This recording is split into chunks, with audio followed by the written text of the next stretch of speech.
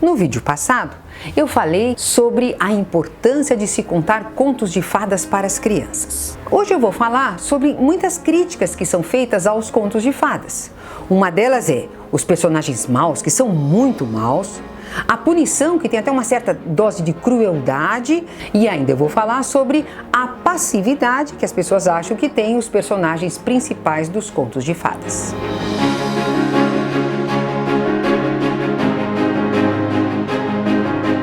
Tem gente que diz assim: eu não vou contar contos de fadas para as crianças, porque eles só tem personagem que é muito bom e personagem que é muito mal. O mundo não é assim. Existem pessoas que são boas, mas tem um pouquinho de maldade, e pessoas que são muito más, mas que tem um pouquinho de bondade. É verdade, é assim que é na vida real. Mas nos contos de fadas nós estamos num outro mundo, nós estamos no plano do simbólico. Então, nós não estamos falando de personagens humanos, nós estamos falando de personificação do mal e de personificação do bem. E isso é muito importante para a criança, porque a criança tem a mente polarizada. Existe o lado do bem e existe o lado do mal. Tanto que quando a criança vai brincar, ela diz assim: mas você é do bem ou você é do mal? E isso facilita o entendimento que a criança tem do mundo. Então, nos contos de fadas, quem é mal mesmo. Mas é tão mal que no final ele tem que ser punido, até por uma questão de justiça. E o bem vai ser recompensado. Uma vez eu estava contando a história da Rapunzel para crianças de 3 e 4 anos. E eu contei lá o final da história, que a Rapunzel no final se encontra com o príncipe, eles se casam e vivem felizes para sempre. Mas na história não fica muito claro qual é o final da bruxa. Então a menininha chegou para mim no final, depois que eu acabei a história, e disse assim: o que aconteceu com a bruxa? Eu disse: olha, a bruxa desapareceu, sumiu. E ela disse: não, essa bruxa tinha que ser queimada igual a bruxa do João e da Maria. Nossa, eu vou dizer que eu na hora fiquei meio assombrada, porque eu achei uma menininha tão pequenininha e já querendo queimar os personagens.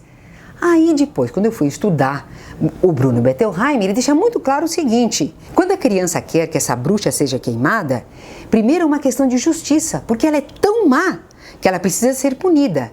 E segundo, porque ela desaparecendo, a criança vai ter paz.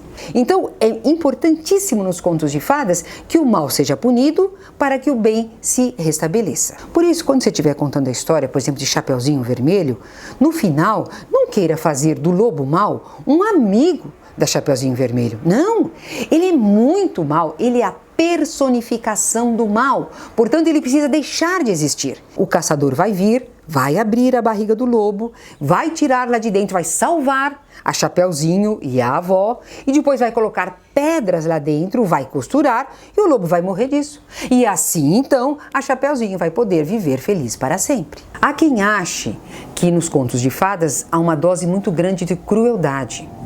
Não é crueldade, porque isso é feito com personagens que são a personificação do mal e, portanto, precisam deixar de existir. O que faz mal para a criança é a crueldade do mundo real. Quando a criança ouve um jornal policial, os crimes, tudo que são contados, isso faz mal para ela porque ela não vê final feliz. No conto de fadas, não. É uma situação muito difícil, mas que terá um final feliz. Um outro ponto que as pessoas criticam nos contos de fadas é a passividade dos personagens principais. Eu quero lembrar para você 3 histórias para mostrar que o personagem dos contos de fadas ele não fica sentado esperando as coisas acontecerem. Então veja, por exemplo, na história da Cinderela. Na Cinderela ela é proibida de ir ao baile, mas ela arranja um jeito de poder ir na festa, porque ela sabe que a festa pode ser que seja a libertação dela. O João e Maria. Você lembra quem é que coloca a bruxa dentro do forno? É a Maria. E na história da Chapeuzinho Vermelho? Quem é que traz as pedras para colocar dentro da barriga do lobo? É a Chapeuzinho Vermelho.